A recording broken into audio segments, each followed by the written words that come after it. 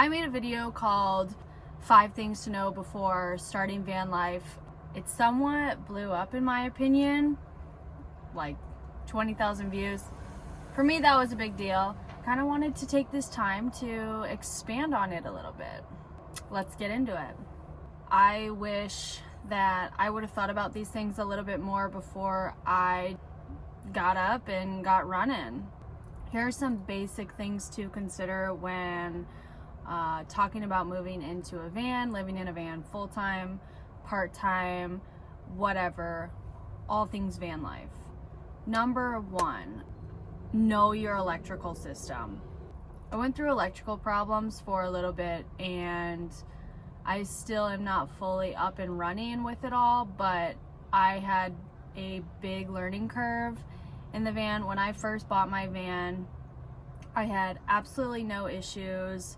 Everything seemed fine. Honestly, I didn't understand hardly anything about my electrical system other than, okay, I have solar panels that just magically runs my fridge and I can charge my phone, whatever. I have lights. We're good. Well, a couple months later, I started experiencing so many problems. My fan wasn't working, my fridge would shut off, I couldn't charge my phone from my normal USB, lights shut off.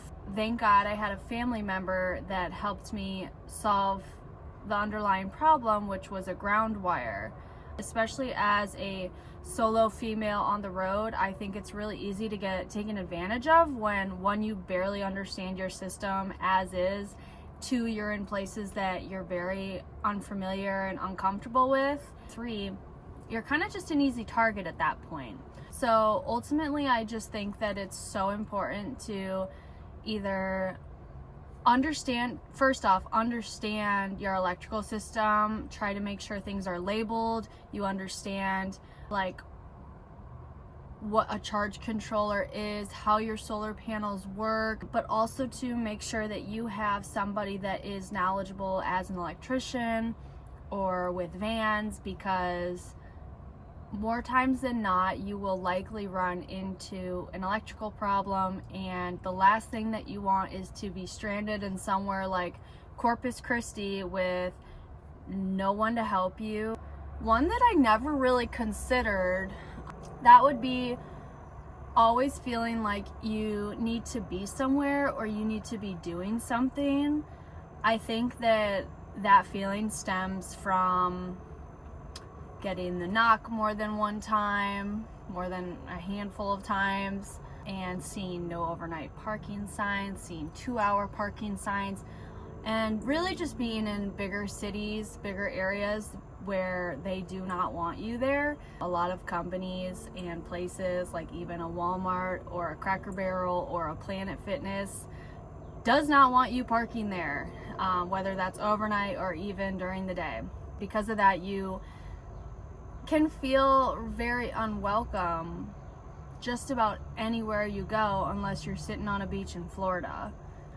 There are other states that are more van friendly, but at the same time, it's kind of a lingering feeling of like, I'm not welcome here and they do not want me here, because there are people that abuse the luxuries and abuse parking space and leave trash, and we want to make sure to maintain a good reputation of people like myself that are choosing to live a life like this and want to travel and see as much while also respecting communities and different places in different cities.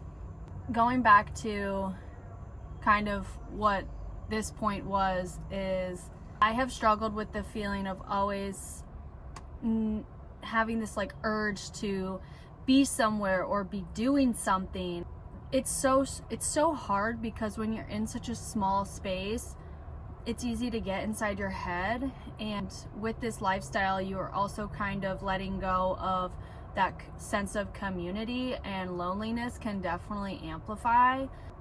You have this urge to get out and be seeing all these things, and I live in a van, I travel the country, I need to see everything. But at the end of the day, the reality of it is that you are never going to see everything that you want to see. I have seen so many different things in the last year and a half, almost 2 years now, and I still have a whole list on my phone of things that I want to do and see, and even travel other parts of the world. And it's like, whoa, Jack, like, you're not gonna get there. You can have an idea and you can have goals, but you are really never going to see everything. This lifestyle can be very lonely. I have been blessed with meeting my boyfriend, who also lives in a van full time. That has definitely helped with having somebody to talk to and live this life with. But I was in my van for about a year by myself. It definitely started to take a toll on me.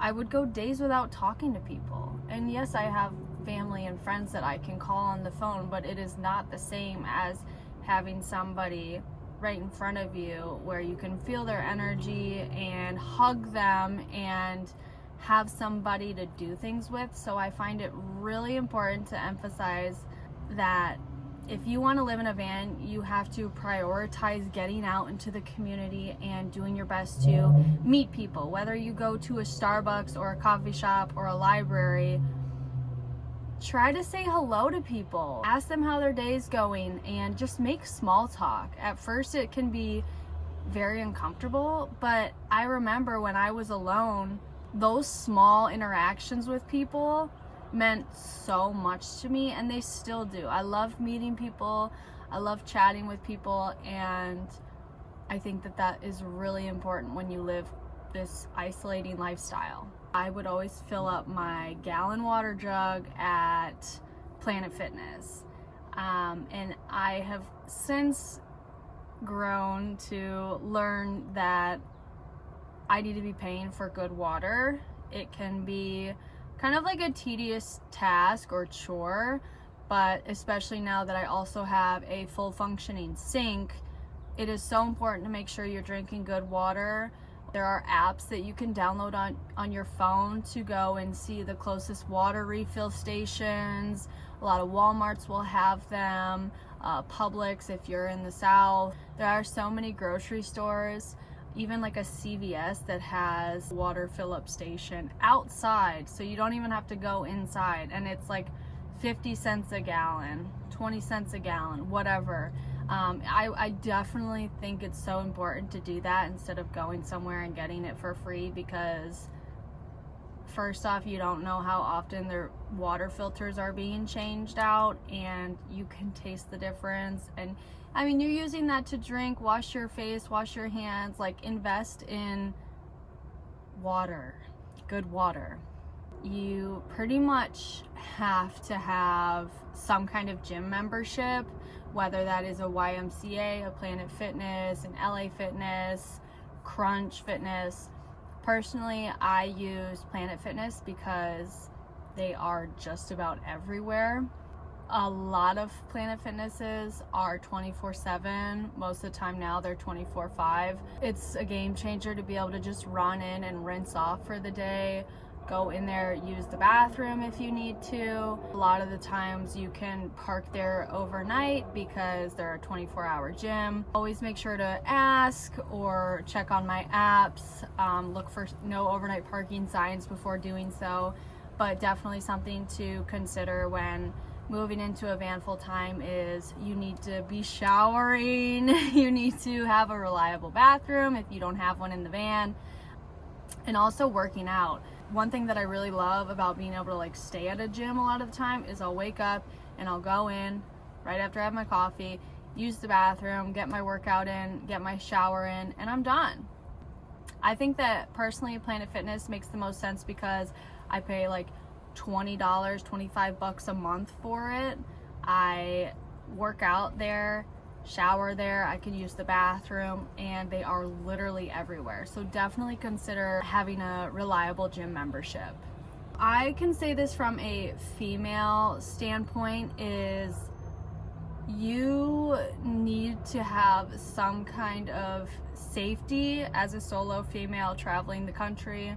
You need to have some form of protection. I'm not gonna say what I have in my vehicle for personal reasons, but whether you carry a weapon or a knife or bear spray, yes. I actually have considered using my bear spray on people more than a bear itself. Definitely just have some form of protection, because I tell you what, I have had so many creeps try to talk to me, get to know me, get to know where I'm going, what my name is, where I'm from, what I do, all these things. And at first I really struggled with that, because I just wanted to be nice to everyone. I wanted to be friendly, and I loved having communication and talking with people, getting to know people. But then I started to attract the wrong kinds of people. So that was kind of a learning curve of, I need to have a boundary with strangers, specifically 40-year-old men. In case you don't respect that, I know that I have the protection that I need to defend myself in the worst case scenarios. Basically, just be prepared. Yeah, a lot of people will try to take advantage of you. You need to be confident in your abilities if something were to happen, worst case scenario. This one really tugs on my heartstrings, but personally, I believe that you should only travel with an animal if it is smart and safe for the animal, not for you. I have a ESA cat back at home whom I've lived with before in a college dorm room, my apartment, all of that. Unfortunately, he gets really bad car sickness, and obviously I drive all day long. I live in a vehicle. I can't have him with me. It's not safe. Not only that, but I don't have my fan up and running, so I don't have proper ventilation in the vehicle. I travel to all different kinds of climates. You have to consider what is in the animal's best interest, because yes, you can take them out and be active and feed them and do all those things, but they are going to be changing environments just like you are. Realize that if you are going to a gym, you may be leaving them in the vehicle for a certain amount of hours. You may be going somewhere like Arizona in the summer when it's literally 100 degrees. You can be in freezing cold weather. I have been in really unexpected and freezing weather to the point where I'm not even comfortable sleeping in my van, let alone I can't imagine having a cat or a dog or whatever with me. So as much as I would love to have a pet with me, I have been able to realize that I can't support a lifestyle that is best for the animal. I have to wait till I either have a van that is fully insulated with proper ventilation and AC temperature controlled living arrangements, or else I can't have one. That is something that I see a lot on the road. I see a lot of people traveling with cats and dogs, and although the animal may seem happy, I don't think it's in the animal's best interest, because they need an active lifestyle most of the time. If you're sitting in a van all day and the van is very hot or very cold, in my opinion, it's wrong. I would push anyone that is starting van life, start small, start simple when getting your very first van. But if I could go back, I would also say that consider buying a van that you can actually stand up in, because I already struggle with back pain, and I know that being in a van that you can't stand up in amplifies the back pain times like 100. It's definitely manageable, it's doable, you can make it work, but it can be very hard on your mood and energy levels when you can't stand up all the way. I mean, you're doing dishes, you're putting laundry away, you're cooking, you're moving around, you're cleaning, you're doing all these things, and not being able to stand up can be really challenging after a while.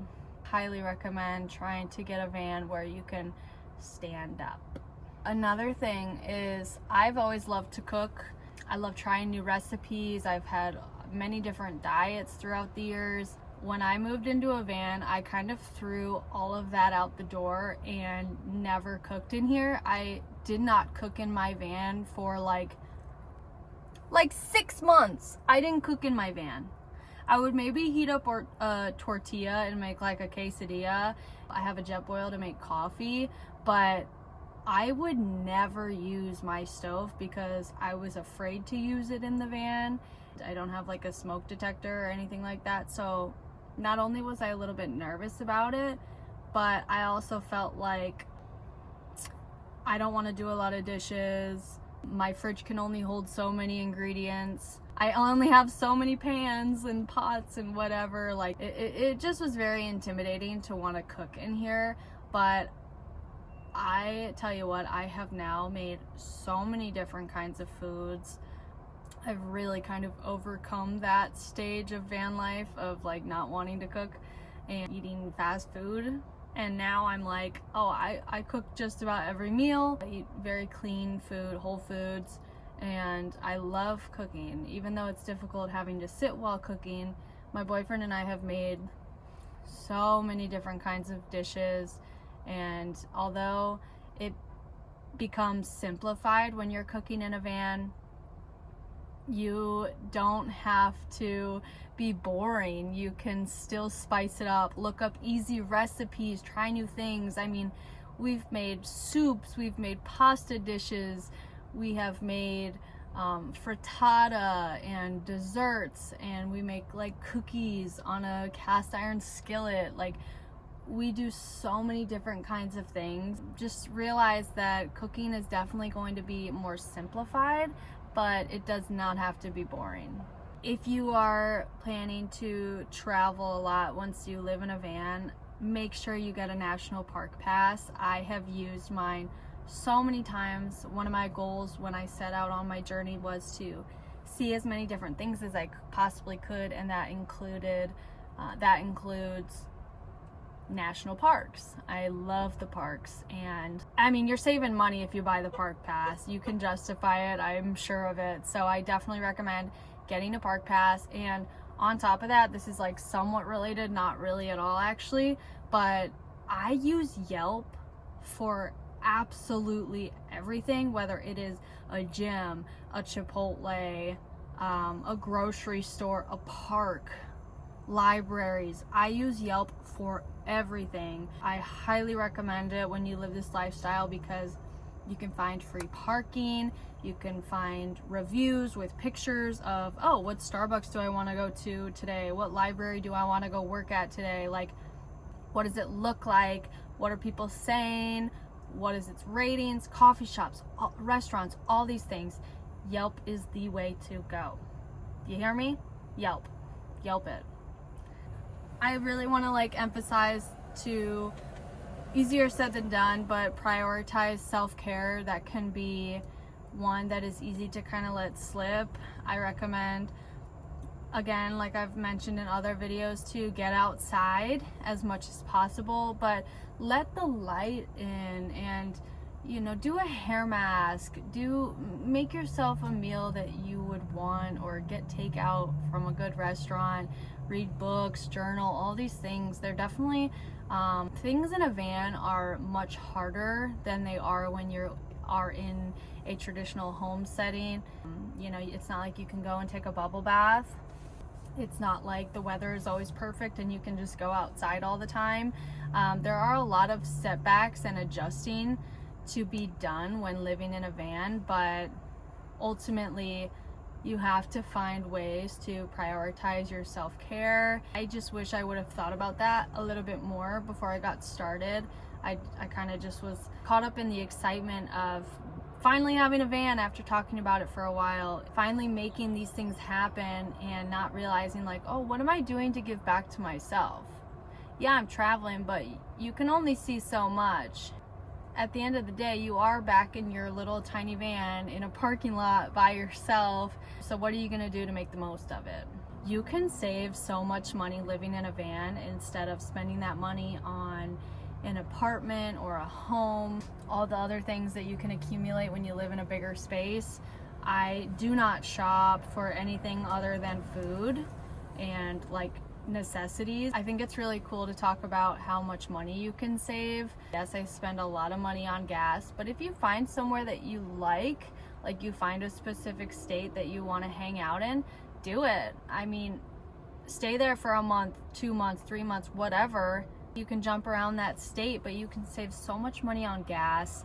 You can only buy so much food at once, which I do spend a lot on food, but still, you're saving so much money without paying for rent. And I don't think that's something that I really even thought about until I actually started seeing the numbers and writing things down, having a budget, and looking at my living expenses every month. Overall, I have been wanting to make this video for a while now, and I saw that my 5 tips before getting started in a van kind of took off, and so I look forward to making more videos like this one.